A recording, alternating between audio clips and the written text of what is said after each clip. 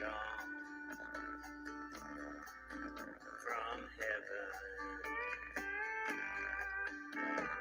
Please don't be sad. There isn't any sorrow, only laughter and joy for all of your tomorrow. We'll be sending you letters all through the year with our crayons from heaven. As I look at the heavens over that clouded sky, your memories appear and draw a smile on my face. We'll always be together and you'll always be mine. Thank God for crayons from heaven. My darling, my life, the days are so long now. I miss you so much, I can't believe you're gone. My heart was torn apart when you had to go, and I know that life changes, but I love you so. Well, the problem is that the woke left has decided that anti-Semitism is part of their intersectional agenda, and university administrators are taking entirely too casual an approach. It used to be that American education meant education in character, values, and morals as well. It's not enough that universities have abdicated. Now they're actually working against values, and that's obviously very harmful. And a student at Cornell was arrested in connection with anti-Semitism on the campus.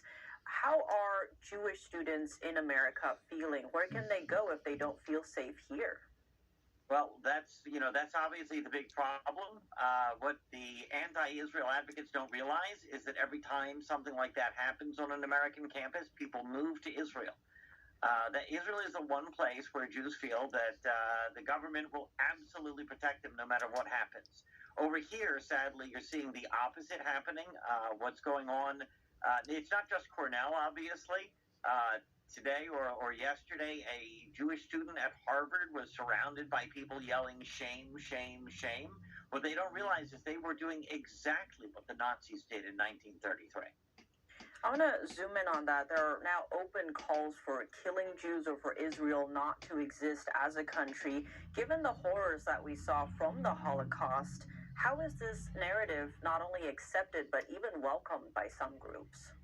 Well, what people forget is, one of the things that the Jewish left did tragically wrong was treat the Holocaust as an aberration. The Holocaust is part of a long continuum of anti-Semitism. Barbarians have always hated Jews. They've always hated values, and since Jews got the values first, they hate the Jews first. Once they're done with Jews, obviously, the Jews are the canary in the coal mine. Persecution of Christians follows shortly thereafter. These are places, when there's a place where there are no Jews left, they're persecuting Christians and anybody else who supports traditional values. And that, by the way, includes persecuting Uyghur Muslims in China. And your group actually has a video calling out BLM. Tell us about that. Well, Black Lives Matter, from the beginning, they stated their anti-Semitism. The organizers said, if we don't get rid of Israel, we're doomed. We stand with Palestine, etc.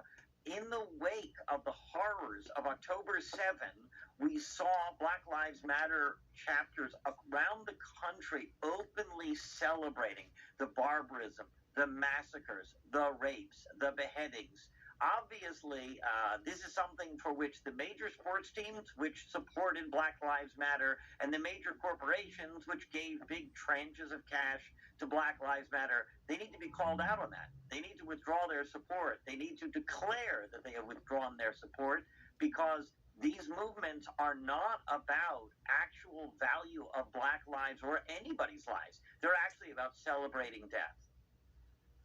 And following the war and the amount of hostages being held, we're seeing video of people tearing down the posters of those who are held hostage.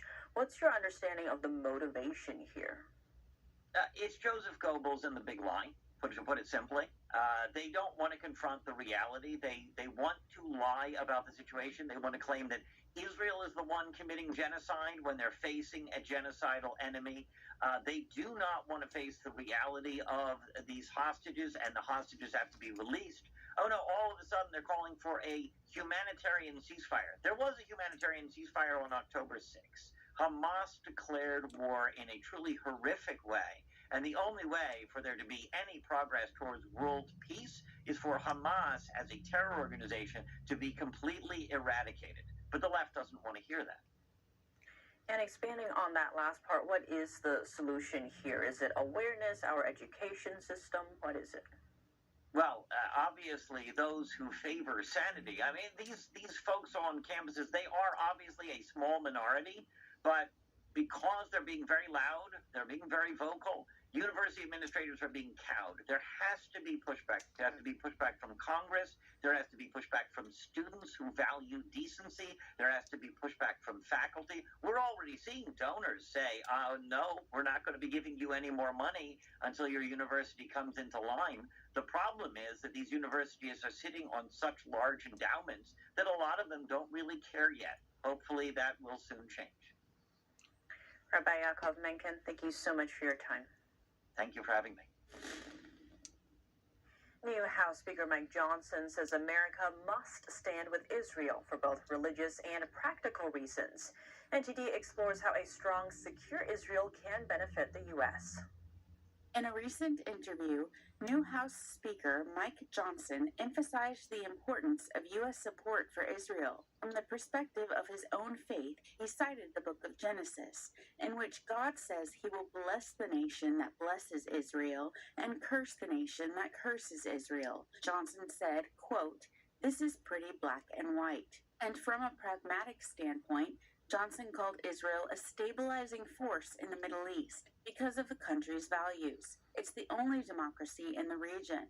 Experts say that Israel is indeed America's most reliable strategic ally in the area. Israel serves as an anchor for the United States, which has enabled America to even entertain the thought of pivoting out away from the Middle East to Asia. Middle East expert Barak Siner says Israel has proven its reliability over time. In 1981, Israel bombed an Iraqi nuclear reactor using U.S. fighter jets over concerns that the reactor was part of a nuclear weapons program. In 2007, Israel bombed a suspected Syrian nuclear reactor after American intelligence suggested it could be used to produce materials for nuclear weapons. Siner says the Israeli-Palestinian conflict has ties to other global conflicts, particularly those instigated by China, Russia, and Iran. He says there's a sense America doesn't want to be the world's policeman, so China, Russia, and Iran are stepping in. They're all watching to see because that informs their reactions in other areas of the globe. They're observing to what extent are Israel's allies going to be supportive of Israel's military responses? To what extent are they going to tolerate attacks on US army bases? At what point will Allied forces say, you know what, deterrence against Iran is not working, we now need to escalate this? Siner believes the U.S. has so far made very limited responses to the aggression by Iran's proxies. He says China, Russia, and Iran are taking note of America's actions, especially its treatment of Israel. We've supported Israel since 1948, and when we make a commitment to somebody, and it's endured for 75 years, I can't see a good reason to change that commitment. Marty Dolan is an investment banker who's done business in Israel and is currently running for the Democratic nomination for New York State's 16th congressional district. Dolan says American leaders feel it's good to have a presence so far overseas, and he doesn't see a change in America's support for Israel. Virginia Gibson, NTD News. What are the potential outcomes of the Israel-Hamas conflict, and what are the risks of other countries becoming involved? We're joined by an international military strategist who offers his analysis of several possible scenarios. Colonel Darren Gott. University leaders cited the extraordinary stress on campus as the reason for declaring a community day. The Sun reported increased tensions related to the Hamas-Israel conflict and incidents of anti-Semitic threats. There was also a report of a weapon sighting on campus yesterday. Police searched for a suspect and later called the report unfounded. In an email to campus community members, 2 university officials called for reflection on how to better create a caring, supportive community. And a Cornell student was arrested in relation to those anti-Semitic threats. There are even people tearing down posters of Israeli hostages.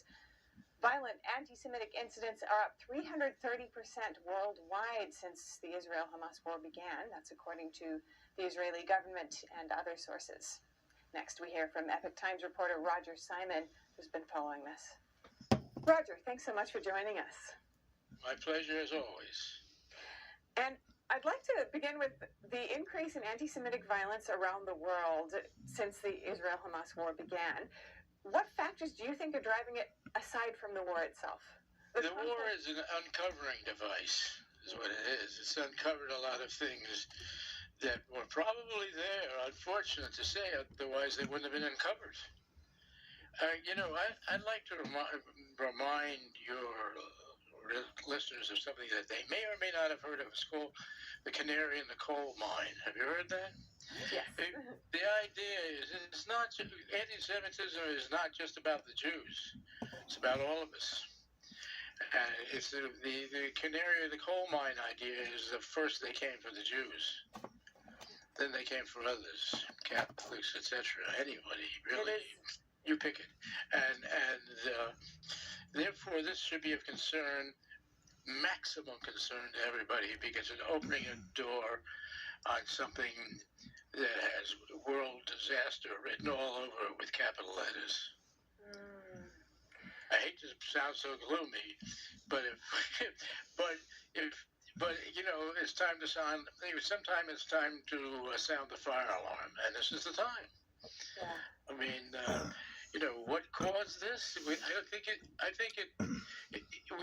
like to think, those of us who are Jewish, that the Holocaust obliterated it. That when the phrase "never again" became popular, it would be so.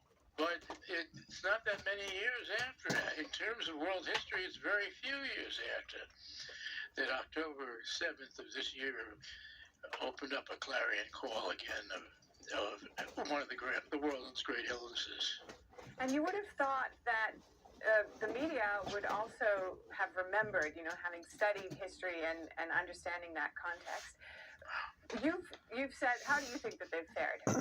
Well, I think the media has been disastrous, but here's the thing. When you say they've studied history, I wonder if that's true. I think it's obviously true of some people. I mean, I'm not that cynical, but I think for the younger generation going through the colleges now, what they've been, getting their degrees in wokeology. They haven't been studying history, and the famous, words of Santayana that those who don't learn history are condemned to repeat it. Are coming true. And on that point, you've said that there's a kind of propaganda war going at the same time as the Israel-Hamas war. Could you tell me more about that? Describe it and what the propaganda war is worldwide. It's against Jews, but under the rubric of Zionism, and it's also against the U.S. And it's being waged by people you wouldn't necessarily think are waging it. For example, I just wrote a piece on Epoch Times about something that really alarmed me, and that is that China has disappeared Israel from from its maps. Now think about that. Talk about propaganda. That's pure propaganda, but from the world's biggest country. It's rather frightening. Any final thoughts or words you want to share with our viewers? Stay close to your friends. Be warm with your family. these are things that you can do. Everybody can do. I learned that in a letter I just got from my rabbi here in Nashville. It was a very wise letter. Thank you so much. 1981, Israel bombed an Iraqi nuclear reactor using U.S. fighter jets over concerns that the reactor was part of a nuclear weapons program. In 2007, Israel bombed a suspected Syrian nuclear reactor after American intelligence suggested it could be used to produce materials for nuclear weapons. Seener says the Israeli-Palestinian conflict has ties to other global conflicts, particularly those instigated by China, Russia, and Iran. He says there's a sense America doesn't want to be the world's policeman, so China, Russia, and Iran are stepping in. They're all watching to see because that informs their reactions in other areas of the globe. They're observing to what extent are Israel's allies going to be supportive of Israel's military responses. To what extent are they going to tolerate attacks on US army bases? At what point will Allied forces say, you know what, deterrence against Iran is not working, we now need to escalate this? Seener believes the U.S. has so far made very limited responses to the aggression by Iran's proxies. He says China, Russia, and Iran are taking note of America's actions, especially its treatment of Israel. We've supported Israel since 1948, and when we make a commitment to somebody, and it's endured for 75 years, I can't see a good reason to change that commitment. Marty Dolan is an investment banker who's done business in Israel and is currently running for the Democratic nomination for New York State's 16th congressional district. Dolan says American leaders feel it's good to have a presence so far overseas, and he doesn't see a change in America's support for Israel. Virginia Gibson, NTD News. What are the potential outcomes of the Israel-Hamas conflict, and what are the risks of other countries becoming involved? We're joined by an international military strategist who offers his analysis of several possible scenarios. 242 families of 242 hostages have been notified. I repeat, 242 hostages. We're committed to the national task to return them all home. The forces continue to dismantle the front defense lines of Hamas in northern Gaza and to take control of central areas. We continue to intensify our operation and to advance according to plan and to the targets that we've set. The battle is ongoing as we've planned. In each battle, we have the upper hand, and that's how we move forward. The Israeli military today also said the number of killed Israeli soldiers is now at 17. On a good note, however, reports say that 600 foreign passport holders are now able to leave Gaza and cross into Egypt. Among those are 400 American citizens.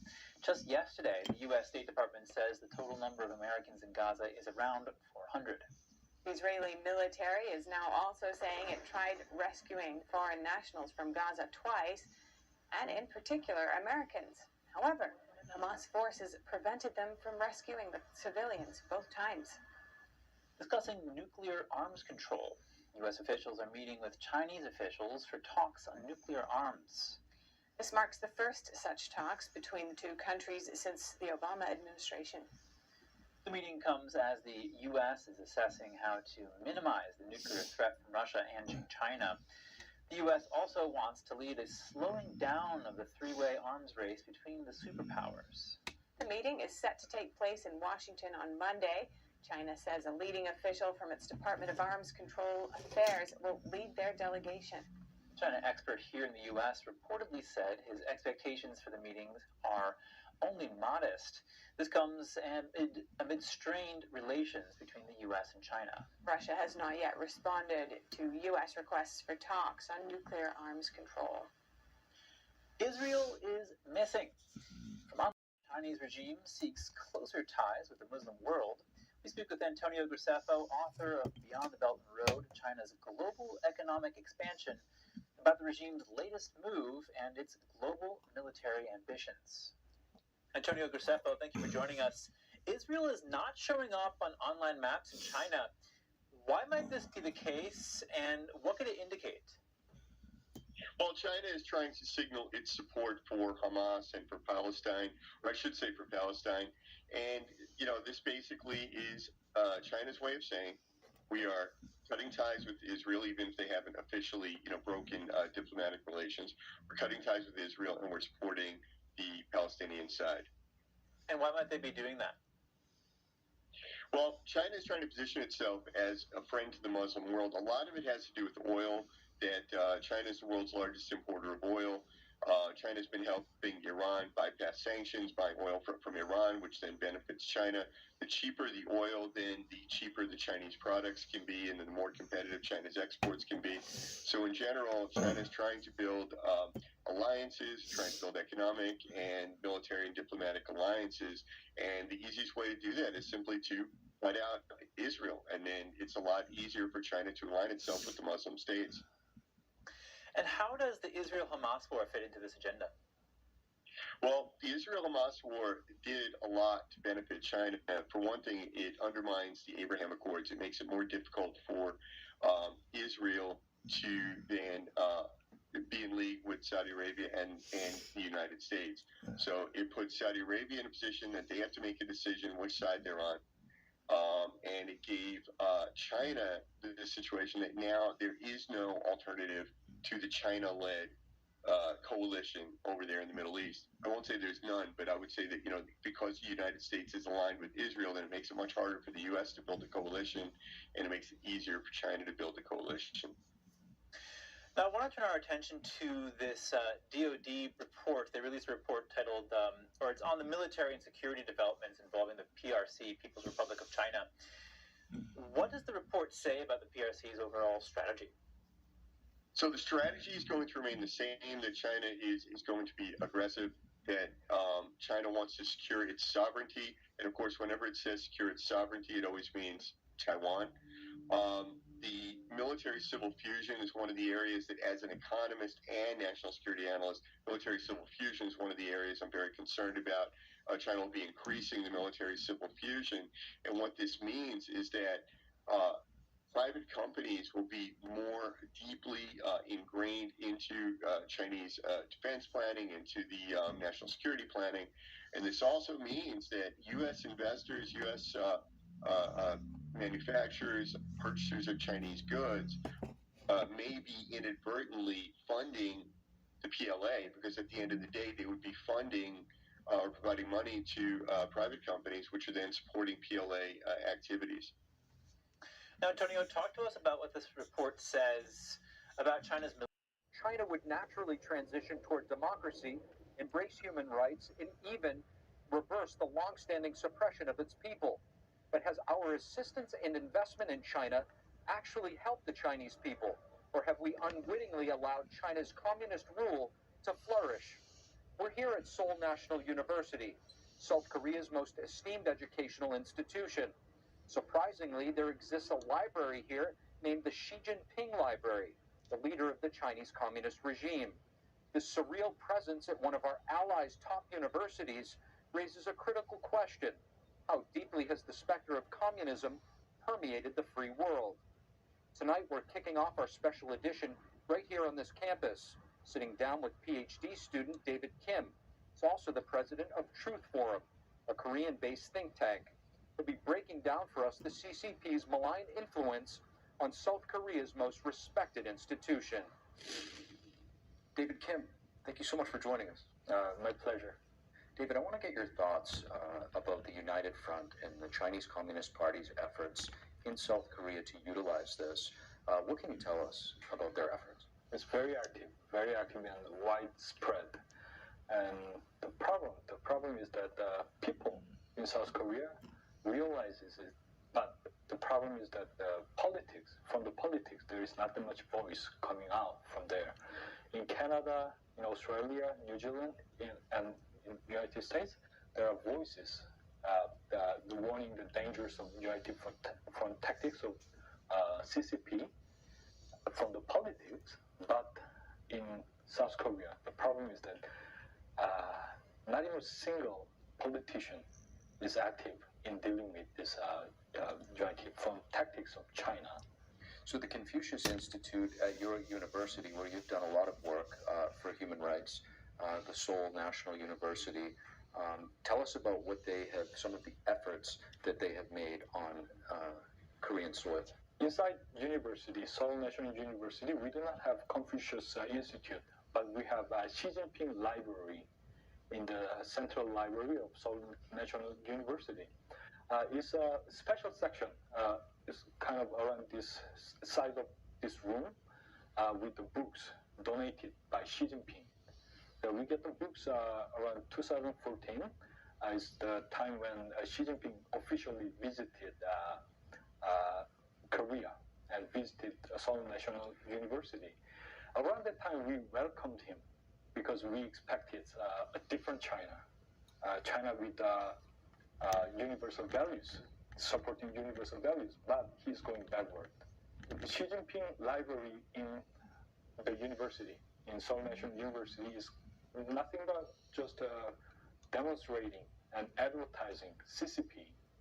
So that's the reason why me and my friends start to speak up to shut it down, because China is definitely going against those kind of fundamental values, freedom, liberty, and human rights. What do you think the purpose is of this library?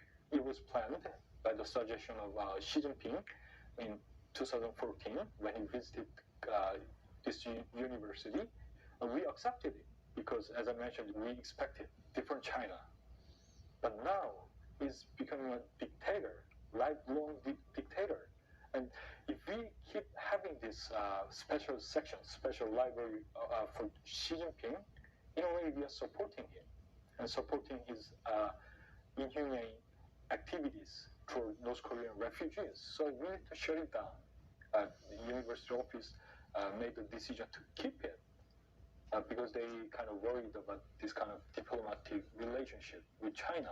But there are lots of voices coming out from university that having the library in university is just supporting what he's doing now. So we need to shut it down. Thankfully, the voices are coming out from universities. So one of the reasons why we're here in Seoul is because a New York-based dance company, Shenyun Performing Arts, has been interfered with flatly by the Chinese Communist Party's various organs and United Front and different apparatuses, if you will, to influence South Korean theaters from not allowing them to perform. What do you think when you hear something like this? I feel sorry about that. Very buttoned up, and in fact is marching behind the banners of saving democracy and upholding the rule of law and fighting for truth against misinformation and disinformation. So the job of a film is to strip away this kind of facade, this veneer, this rhetorical flim-flam, and really show the naked brutality of the police state. A police state that doesn't just affect Trump or even January 6 defendants, but affects and imperils ordinary citizens. There are a lot of ordinary guys in this movie just going about their life, and then boom, they come face to face with the police state, and it's an encounter that you don't forget.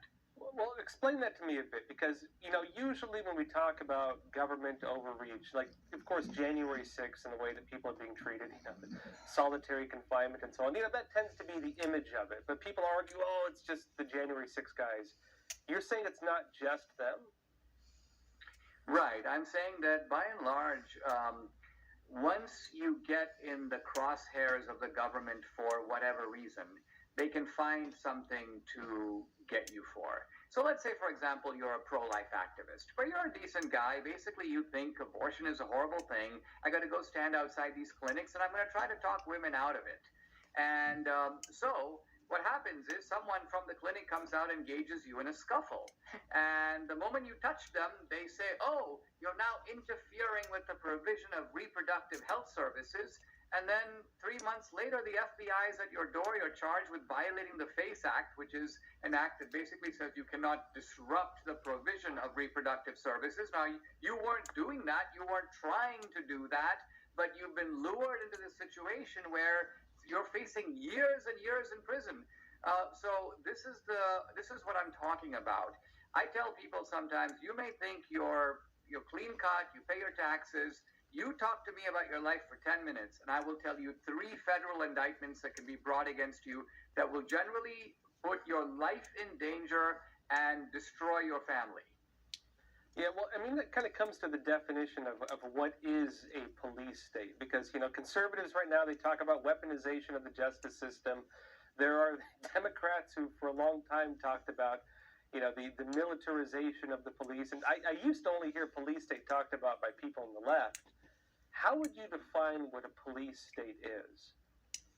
A good way to do that, I think, is to look at police states around the world. Look at North Korea, look at China, Iran, Cuba, Venezuela, the old Soviet Union, and ask what are the characteristics that these police states have in common. They have mass surveillance of citizens. They have systematic censorship. They have widespread indoctrination in the schools and also in the media. A lot of propaganda. They also have, they're one-party states. This doesn't mean they don't have elections. China has elections. Iran has elections. But they don't allow an effective opposition. And if an effective opposition leader emerges, they want to shut him down, lock him up, do whatever you can. Police states also tend to undermine religious liberty. They have political prisoners. The list could go on, but just go down this checklist I just gave and ask yourself, is it not a fact that all these elements are now, to one degree or another, present in the United States? And that's why I say, I don't say we're a full-fledged police state. In a full-fledged police state, I couldn't make a movie called Police State. We are on our way to becoming a police state. You mentioned there's kind of an American flavor, like a unique American identity to the way the system's kind of taking place here. How would you define how the American system of it is different from China or North Korea or something like that? Well, first of all, in a full-fledged police state like North Korea, for example, or the old Soviet Union, you don't have to give people a reason. Stalin just shows up, or his apparatchiks show up, they grab you at the train station, come with us, no reason given or necessary, you're just on a list, too bad. The American police state can't really do that, and in part because it's not a full-fledged police state. And so it needs a lot of subterfuge, a lot of deception. So think of a guy like Fauci. You know, when COVID comes out, Fauci goes, whoa, I've been funding this gain-of-function research in collaboration with Wuhan. What if people start blaming me for all this? So I need to basically show that the virus came out of a wet market. But Fauci's not Stalin. He can't just say, I'm going to say it came out of a wet market, and if you say otherwise, I'm going to send goons to beat you up. So he has to do a lot of falsification. Let me find some world-class virologists who happen to be on the government payroll. I'll, quote, commission a study. I'll tell them, you know, if you say this, basically, your grants are going to continue. They're going to, quote, change their mind very conveniently, produce the requisite study. Fauci sees it in advance, but then he has a press conference. You know, I've just come across a study from some world-class virologist revealing nothing about his involvement in the study. So this is what I'm talking about. It's a kind of a big thespian stage routine that the American police state puts on. And of course, what makes it so chilling is the media. Many of those guys actually know that this is all fakery, but they play along with it. They play their part in the pageant. They act like courtiers at the French court. Their job is to bow, genuflect, cheer, and they do all those things willingly. So our police state is very creepy because it stretches also into the private sector. It involves academia, involves the media, the digital platforms. I mean, all those 3 institutions are involved, for example, in censorship. So this movie, I think, is very important in that it exposes the kind of the architecture, the peculiar workings, the sausage-making machine of our police state. Yeah, well, I'm curious, of course, we are talking about your film. While researching this, was there anything you came across that legitimately just shocked you when you were researching? I'll just give a small tidbit, and there's a lot of this kind of stuff in the film, in part because I just wanted to show that this can affect anybody. Our subtitle is, Are You Next? So we have a woman who is served for many years as an air marshal. And this is part of the TSA. We think of the air marshals as, you know, right after 9/11, they're supposed to be looking for people who are potential terrorists who may want to blow up a plane or fly a plane into a building. That's what they're there for. Well, turns out that the TSA has sort of redirected the mission of the air marshals. And since January 6th became a target, you know, potential domestic terrorists, what happened was that the FBI came to the TSA and basically said, give us a manifest, give us a list of everybody who flew into Washington, D.C. in the period around January 6th, let's just say January 5th, January 7th, around that period, for whatever reason. So now take, for example, a guy who showed up there to go to a business meeting, or a kid who's joining his dad for the weekend. Guess what? That kid immediately went on a terrorism watch list and is on that list to this day. And there are air marshals assigned to that kid, not only to fly with him every time he goes, but to follow him from his apartment. If the kid goes to lunch with his uncle, the uncle can potentially go on the list. So this is how police states work. They ultimately are very undiscriminating. They don't care why you went to D.C. They don't care that you never went to the rally. You never went inside the Capitol. The bottom line of it is, these are bureaucrats who want to show that the TSA is really helping the FBI, prioritize January 6th. This is how they apply for funding.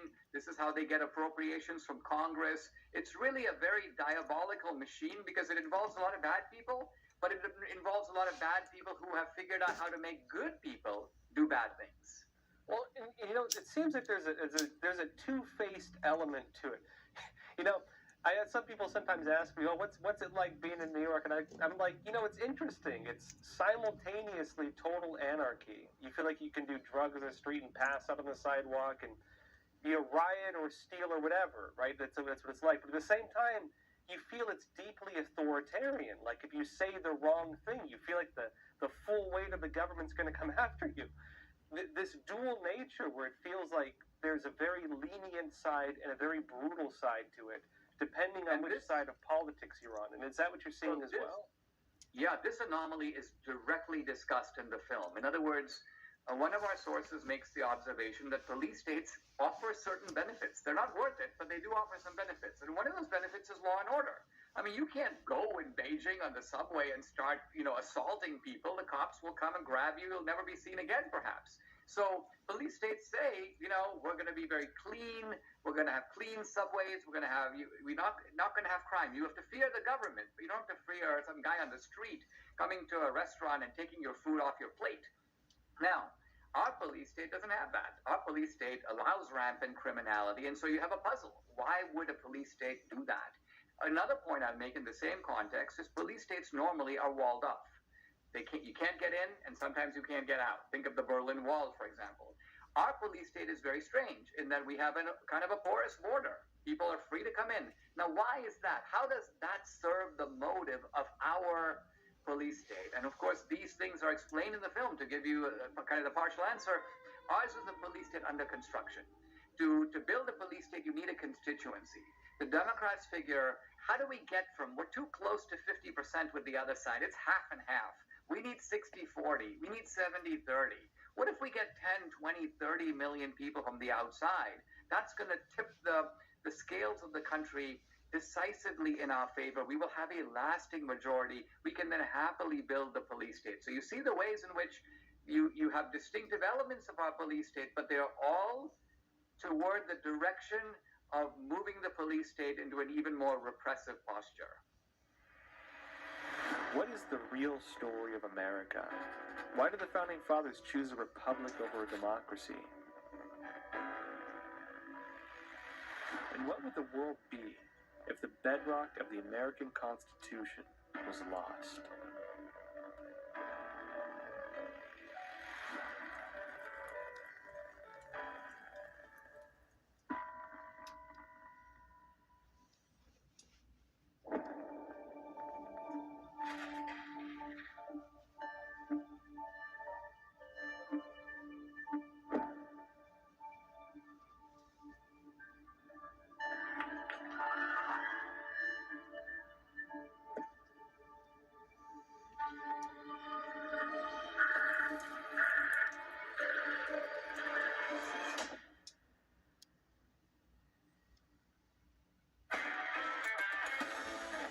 Anyone who's ever sold a home will tell you it's really hard. And it's one of the biggest financial decisions you'll ever make. That's why who you work with matters. Together with HomeLight, we take care of every detail. Did you know African elephants could become extinct in our lifetime? In fact, more than 90% are already gone. If we don't act now, they will disappear forever. But we can't do it alone, because when it comes to saving elephants, it's you plus IFA, the International Fund for Animal Welfare. You plus IFA together can help stop poaching, protect habitats, and save thousands of elephants. Call or go online right now to join IFA.org and give $19 a month, only 63 cents a day. You can save elephants and the places they call home.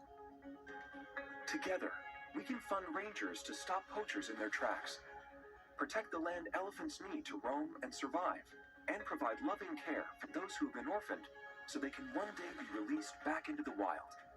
But the only way we can do this life-saving work is with you plus IFA. So call or go online with your gift right now.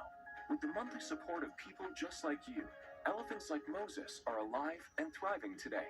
It takes years of hard work from dedicated teams so orphaned elephants can learn the skills they need to survive in the wild. So please, call now or go online with your monthly gift. You can help provide the urgent care elephants need so this generation won't be the last. And when you use your credit card, you'll get this exclusive membership kit, including your very own IFA t-shirt to show it's you plus IFA standing together to help rescue and care for these majestic creatures. The danger for elephants is more urgent than ever before. That's why we need you. It's going to take all of us to help save elephants before they disappear forever. So please, call right away or go to joinifa.org with your monthly gift, because together, you plus IFA can save lives. A friend of mine, she told me about Benatti. He was the only one to address all 4 discs as quickly as possible. And if you're to that point where you can't take it anymore, like I was, do your research, find out who the best is, and get it done. Visit AskBenatti.com.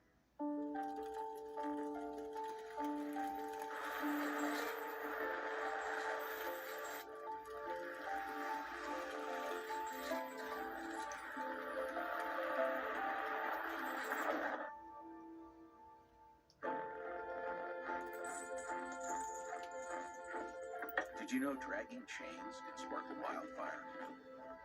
Only you can prevent wildfires. Yeah, and back on the point of politicized justice, I mean, we're seeing a lot of examples like this. We know, for example, they say Donald Trump took home classified documents. So did Bill Clinton. He took them home in his socks, as we now know. We know that Biden had them stuffed in his garage. We see justice being enforced on one side, but not on the other. Do you see that as being a symptom of this as well? And how does that fit into this picture? It fits into the picture in the simplest possible way. We tend to miss it because we are focused on the issue of the double standard. We're like, they went after Trump, they didn't go after Biden. They went after the January 6th defendants, but they didn't go after Antifa and BLM. Now, the hidden assumption when you point out these double standards is that the police state itself holds itself to a kind of higher standard of impartial justice. If they did, then they're acting in a very contradictory way. But let's say they don't. Let's say that the police state is operating by a different standard. And the different standard is very simple. The police state will help and protect the people who are enabling the police state. And the police state will decisively and ruthlessly go after the people who threaten the police state. So now the police state says, listen, if the Democrats are the ones who are willing to sort of cover up for the crimes of the FBI, for the crimes of the DHS and the DOJ, we'll cover up for the crimes of the Democrats. And conversely, if Trump was threatening to come right in there, dismantle the FBI, dismantle the swamp, drain the swamp, well, that guy is a declared enemy of our enterprise. We've got to go after him. So from the point of the police state, it is being consistent. It is protecting its friends and going after its enemies. There's, in a sense, no contradiction there. Now, I can imagine some people being like, well, don't we have, like, divisions of power? Don't we have checks and balances? Can't you, of course, appeal cases? Do you see that having been subverted as well?